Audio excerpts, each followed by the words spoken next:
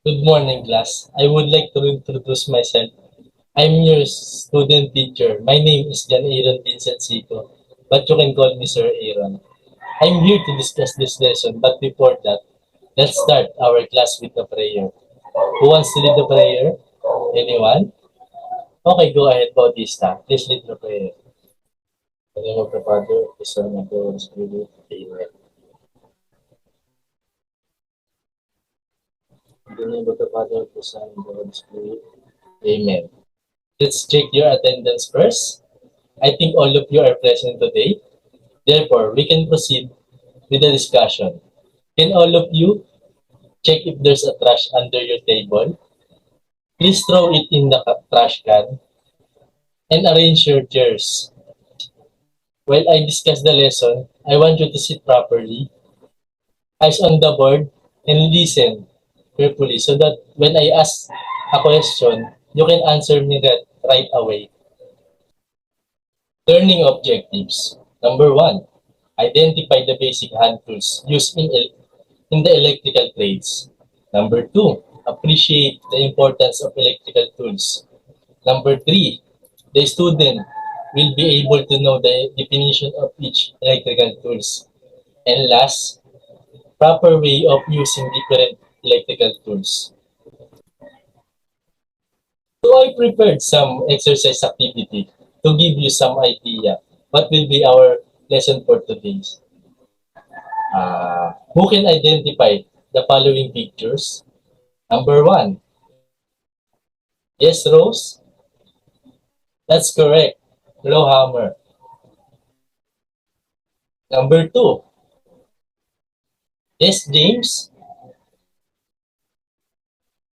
Combination plier. That's correct. Number three, who wants to answer? Yes, Carl. That's correct. Flat screw driver.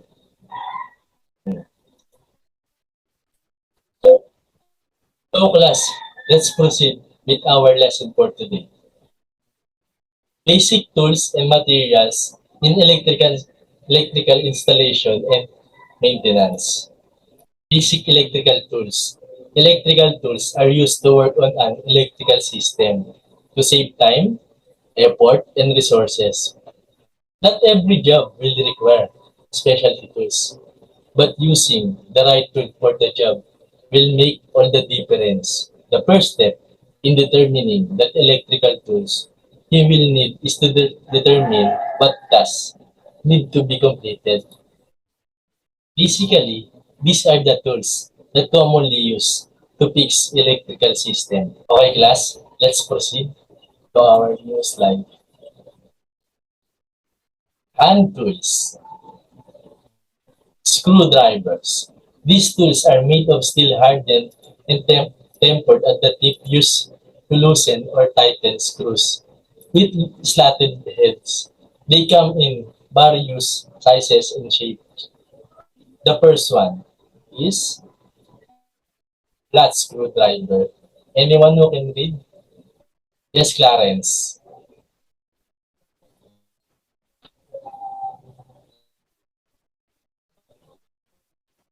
Thank you, Clarence. The second one is Phillips screwdriver. Anyone?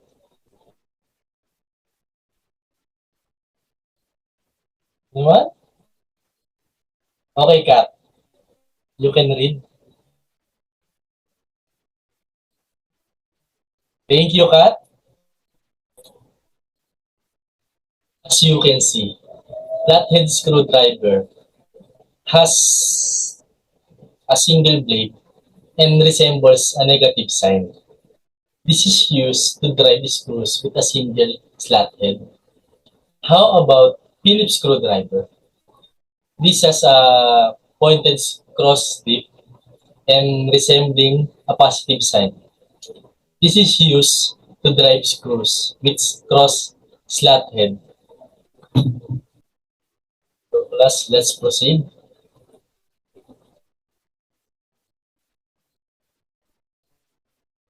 The third one is stubby screwdriver.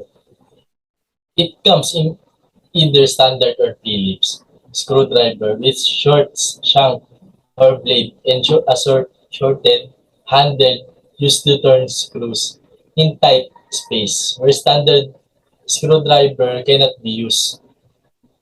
And last, Allen screwdriver or wrench. This could be in the shape of a screwdriver or a wrench. Its function is to drive screw with a hexagonal slot. Okay, class, let's watch a video on how to use these tools. In this video, you'll learn how to use a screwdriver.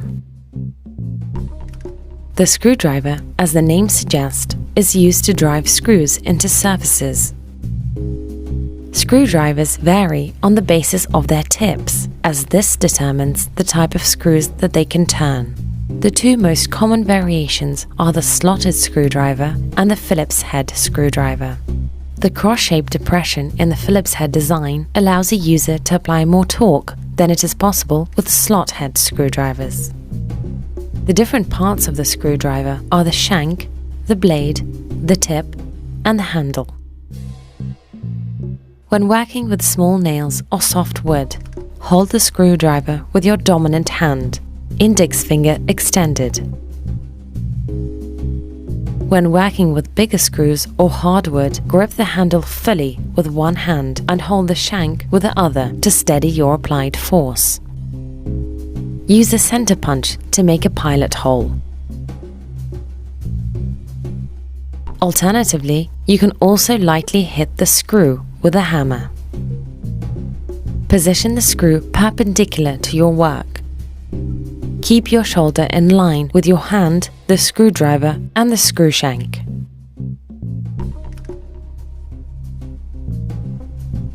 Use both hands, one to hold the handle and the other to steady the shank. Hammers.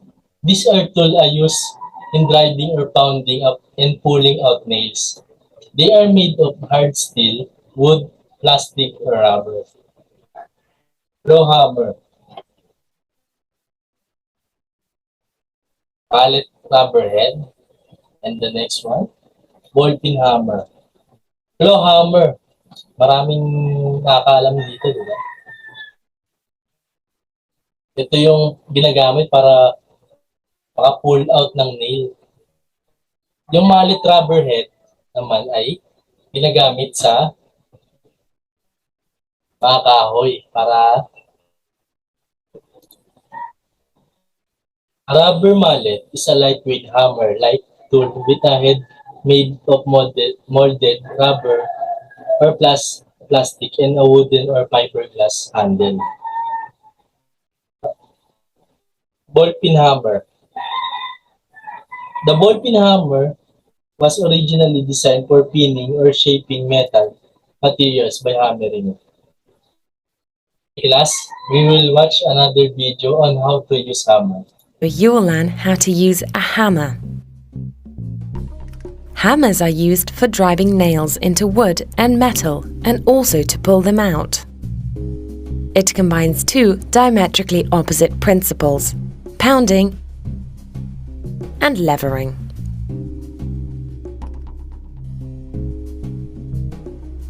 There are several types of hammers, and several factors influence the selection of the right hammer for the particular job.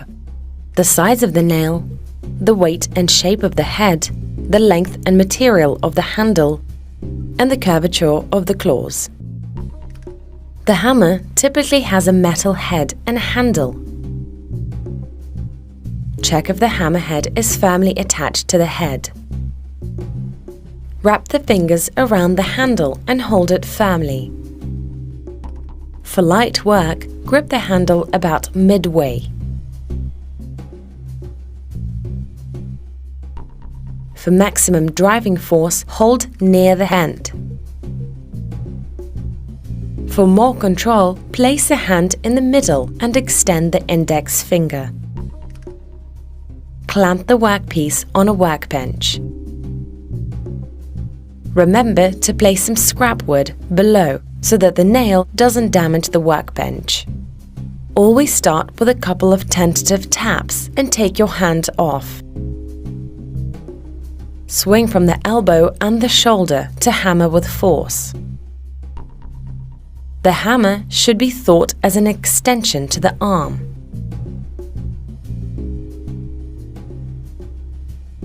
When you hammer, there is hardly any wrist action. Let the weight of the hammer do the work. Keep your eyes on the nail and not on the hammer and your hand. Be careful not to hit your own fingers. You also need to make sure you do not hit the workpiece and damage it. On rough work, keep striking with mounting force. The last and final blow should sink the nail head into the wood. Let's continue. Pliers. These are made from metal with insulators in the handle and are used for cutting, twisting, bending, folding, and gripping wires and cables. The first example is combination or lineman's pliers. This is used for gripping, folding, and cutting electrical wires and cables and even small nails. They are usually used by linemen in doing heavy tasks. The second one, diagonal cutting pliers. This type of pliers is used for cutting fine, medium, and big wires and cables. Third one is long nose or needle nose pliers. This is used for cutting and holding fine wires. This can reach tight space or small opening where other pliers cannot reach and used in making terminal loops of copper wires. Another tool, wire stripper, a tool used for removing insulation of medium-sized wire ranging from gauge number 10 to gauge number 16. The next tool is electrician's knife. This is used by linemen to remove insulation of wire and cables in low and high voltage transmission lines. Let's continue.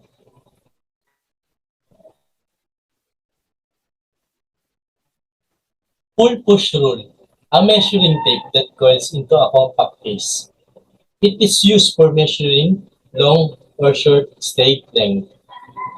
The next one, saw. There are the two types of saw.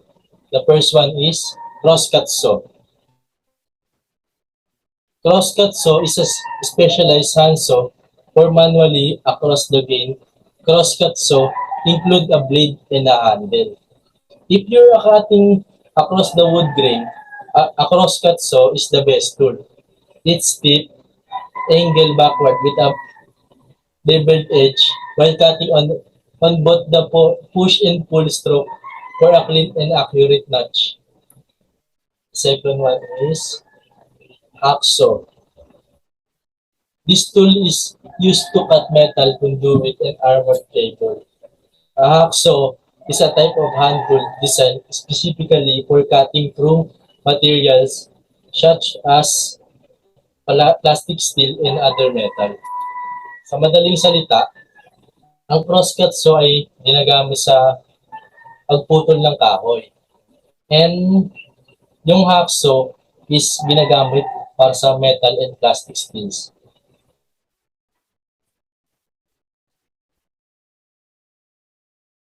In this video, you will learn how to use a crosscut saw. Crosscut saws are used for cutting across the grain. They may be large or compact and usually consists of closely arranged V-shaped teeth. The tools and materials that you will need are a crosscut saw, a tri-square, a pencil, a vise, a sawhorse, a workpiece, and some scrap wood. The crosscut saw consists of a handle and a serrated blade designed to cut against the grain. The teeth of the blade are beveled to create a knife-like cut that can sever each individual fiber. Each of these teeth tend slightly towards alternating sides. This helps to cut a slot that is wider than the blade, enabling free movement. Use a tri-square and a pencil to mark a line running through all 4 sides of the piece of wood.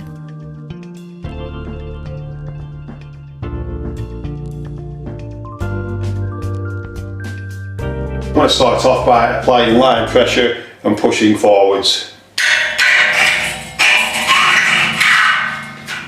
And we've now started a cut.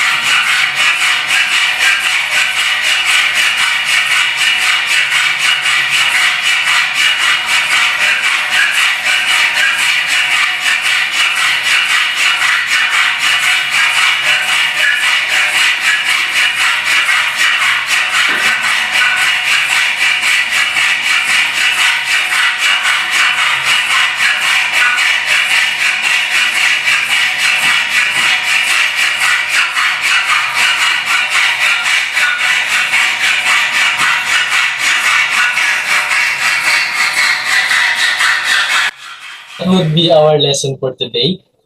Are there any questions, class? I will give you an assignment before we leave the class. So this is your assignment number 1, class. Number 1, draw 3 examples of basic tools and materials in electrical installation. Number 2, give the importance of each example.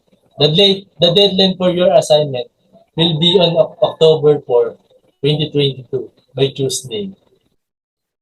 Thank you, class, for participating and attending my class today. And have a nice day. Bye-bye.